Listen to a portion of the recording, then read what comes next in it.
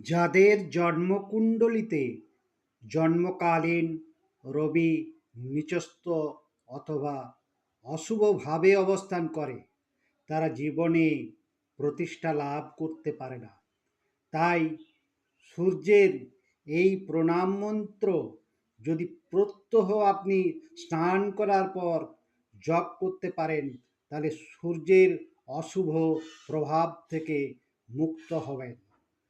ॐ जवाकुसुमसङ्काशं काश्यपेयं महाद्युतिं दान्तारिं सर्वपापघ्नं प्रणतोऽस्मि दिवाकरम्।